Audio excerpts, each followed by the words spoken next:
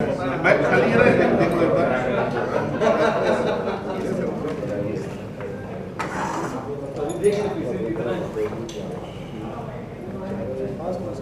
थोड़ा पीछे रखो, थोड़ा सा पीछे करो, पीछे से थोड़ा सा अलग और थोड़ा पीछे। बहुत अच्छे से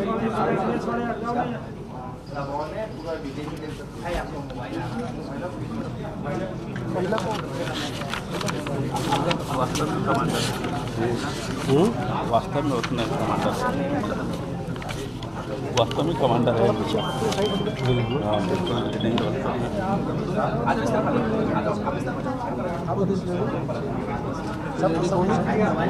कांस्टेबल अपने अनकम्पनी स्लीपर से पटुआ टर्मिनस के फादर थे। अचानक मैं अभी देखा, मतलब मुझे लगा नॉर्थ इंडियन बोल लोग ये करके पीछे आ जाओ, मैं थोड़ा साइड में आ जाओ, साइड में खड़े।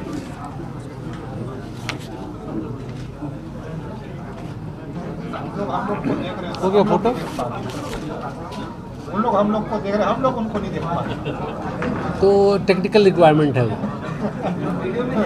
फिर उसके लिए कल तक रुकना पड़ता आपको। हो गया, शुरू करें। फोटो होगी, चलो हटा लो।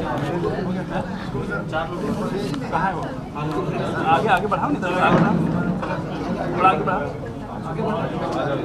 अपने लोग थोड़ा पीछे, बढ़ाओ, आगे बढ़ाओ। थोड़ा आप लोग नहीं भी रहोगे तो चलेगा। इनका फोटो हो जाने दो, फोटो हो या फोटो बाहर करवा दो।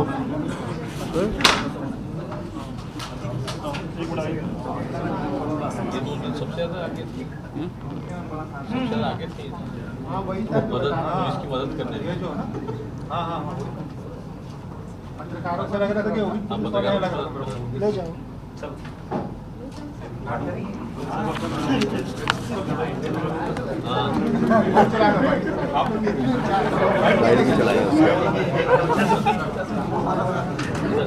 जल्दबाजी वाले चलाओ, जल्दबाजी वाले चलाओ।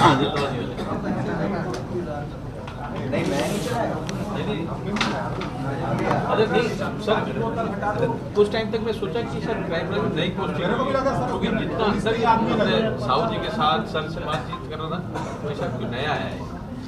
सोचा भी अभी पूछा उनसे तो बताएंगे, मगर पुलिस वाले जो हमने काम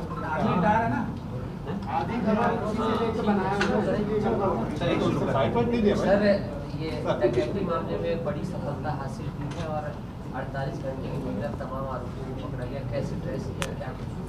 जी, तो 11 फरवरी को मतदान के बीच शहर के महत्वपूर्ण इलाके में, जिसको आप लोगों ने महत्वपूर्णता से कवर भी किया था, अनुपम नगर में हुई डकैती की घटना को रायपुर पुलिस वरिष्ठ पुलिस अधीक्षक और उनकी टीम ने करीब 30 घंटे में सॉल्व किया है। मैं पूरे टीम को बहुत बहुत बधाई देता हूं इस महत्वपूर्ण कार्य के लिए। अभी तक जो गिरफ्तारियां और जो जब्ती हुई है, कुल 10 आरोपी पकड़े गए हैं। 59.5 लाख रुपीज़ रिकवर हो पाए हैं। केवल 50,000 रुपया इन लोगों ने अभी खर्च किया है, और साथ ही साथ अन्य जो जेवरात जो डकैती के मसरूका में थे वो भी जब्त किए गए हैं।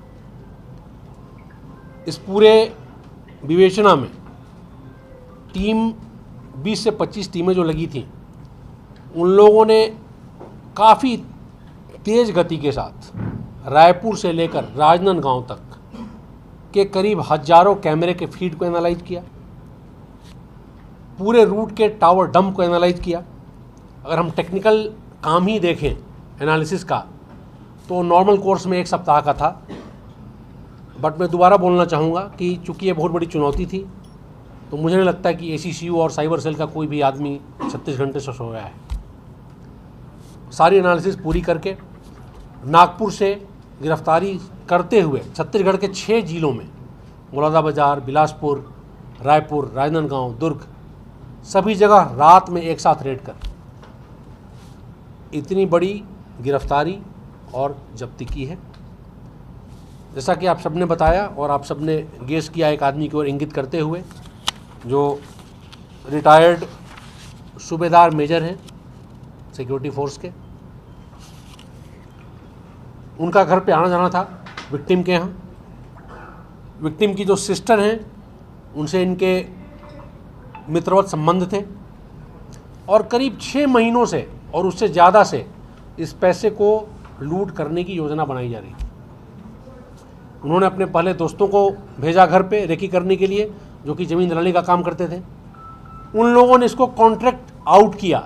तो पूरे प्रकरण में अगर आप देखेंगे, जिन लोगों ने डकैती की है एक्चुअल घर में घुस के, वो 3rd लेयर ऑफ कॉन्ट्रैक्टिंग के हैं। उसके पहले 2 और लोग उसने उसको सब कॉन्ट्रैक्टिंग किया और फिर उन्होंने उस गिरोह को सब कॉन्ट्रैक्टिंग किया। एक उल्लेखनीय बात ये थी कि एक महिला डकैती की टीम में थी और सही मायने में वो नेतृत्वकर्ता भी थी। उनकी अगर डिटर्मिनेशन नहीं होती तो शायद ये डकैती नहीं होती। तो she was the guiding force. पूरे टीम को इकट्ठा करना, मोटिवेट करना, अपने हस्बैंड को भी कन्विंस करना, नागपुर से लोगों को बुलाना, पूरी योजना बनाना। तो पूरी डकैती की जो करने वाली सरगना महिला, जिनका नाम आप सब जानते हैं, नेहा त्रिपाठी, ऑर्गेनाइज करने वाला, योजना बनाने वाला रिटायर्ड सूबेदार मेजर। ये 2 लोग उल्लेखनीय हैं। बाकी जो 2 लोग ज़मीन की दलाली का काम करते हैं, उन लोगों ने महत्वपूर्ण भूमिका रेकी में निभाई है। और घटना के दिन के 2 दिन पहले से पूरी टीम ने जो रेकी किया है, जो 2 कार उपयुक्त हुए हैं, प्रयोग में लाए गए हैं, उसके लिए उपयोग में लाए गए हैं, एक भिलाई की और एक बिलासपुर की। तो ये कुल कैरेक्टर्स हैं इस डकैती कांड के। अभी कोई गिरफ्तारी बची नहीं है। मसरूका भी करीब करीब सारा जब्त हो गया है। टीम विवेचना में लगी हुई है। सारे हथियार कहाँ से लाए थे और सर खिलौना था। सारे हथियार कहाँ से लाए थे और आखिर डकैती की मुख्य वजह क्या है? क्या परिवार में कुछ लड़ाई झगड़ा चल रहा था? आखिर वजह क्या है, क्यों कराना पड़ा है? डकैती की पहली बात, हथियार तो खिलौना था, नंबर 1। नंबर 2, इसमें चूँकि एक आदमी सिक्योरिटी फोर्स बैकग्राउंड का है, उसने आइडिया दिया कि अच्छा होगा कि आर्मी कॉम्बैट, CRPF कॉम्बैट, जो भी आप बोले, जो फोर्सेस की जो फटीक ड्रेस होती है उसको पहन के आए। ये सब, इनमें से कुछ लोग भिलाई के रहने वाले हैं। भिलाई में जाहिर सी बात है अच्छी संख्या में सेंट्रल पैरामिलिट्री फोर्सेस के लोग रहते हैं। दुकानों पे वो कपड़ा अवेलेबल हो जाता है, उसका इस्तेमाल करके उन लोगों ने कपड़ा सिलाया। मुख्य वजह मैं ये बताना चाहूँगा कि पारिवारिक कलह ऐसा कुछ नहीं था पैसे को लेकर। हाँ, ये ज़रूर था जो विक्टिम हैं वो कस्टोडियन थे, फैमिली के गार्डियन थे। वो फैमिली के वेलफेयर के लिए पैसा बांटना, इलाज कराना, इन संबंधी चीज़ों के लिए पैसा खर्च करते थे। एक जो सिस्टर थी जिनका संबंध, मित्रवत संबंध रिटायर्ड सूबेदार मेजर से था, उन दोनों में कुछ योजना बनी कि शायद ये पूरा पैसा परिवार के वेलफेयर में खर्च हो जाए और हमको कुछ ना मिले, इसलिए वो टारगेट किया गया था। साथ ही साथ चूँकि और भी पारिवारिक ज़मीन थे जिसको भी वो सिस्टर और उनके मित्र दोनों मिलकर विक्टिम को कन्विंस करके बेचना चाहते थे, तो दोनों चीज़ें साथ साथ चल रही।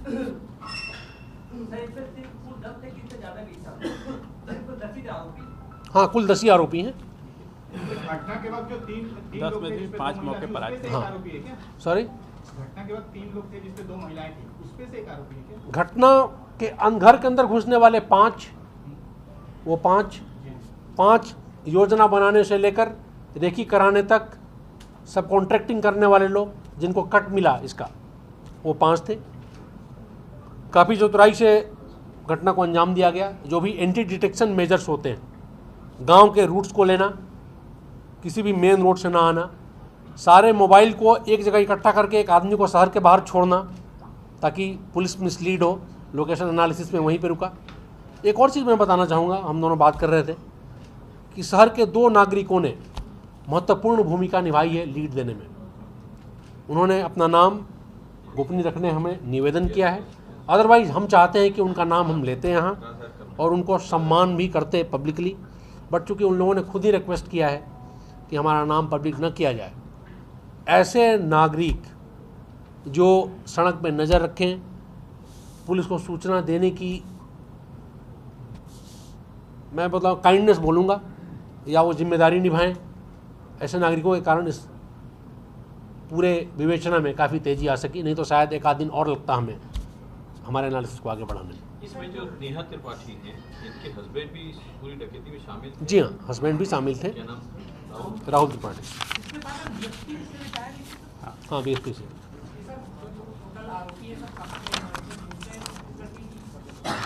आप प्रेस रिलीज देखेंगे तो 2 लोग नांदगांव के, एक पाटन के, एक नागपुर के, 2 नागपुर के, और बाकी एक बलौदाबाजार, एक बिलासपुर और 2 लोग रायपुर के।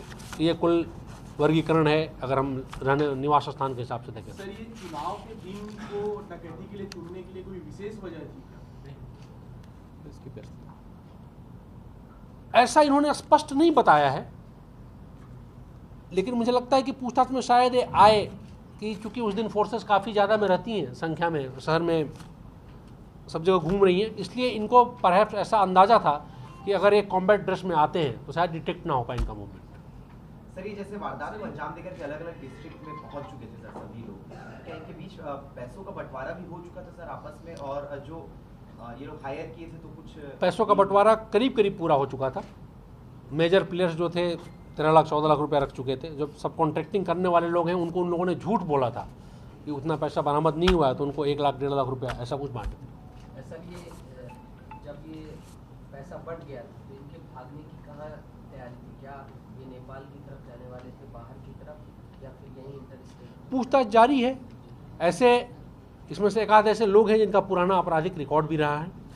जैसे एक मैं आरोपी की बात करूं शाहिद पठान की, तो अमानत में ख़यानत के अनेकों मामले उनके ऊपर दर्ज हैं। ठीक है, नागपुर। सर, इसका मोटिव क्या था? कोई किसी से प्रभावित है? इतना वेल प्लान बनाया क्या? पहले से जो मैन एक्यूज्ड है तो उसका कोई बैकग्राउंड इस तरह का? मैं आपको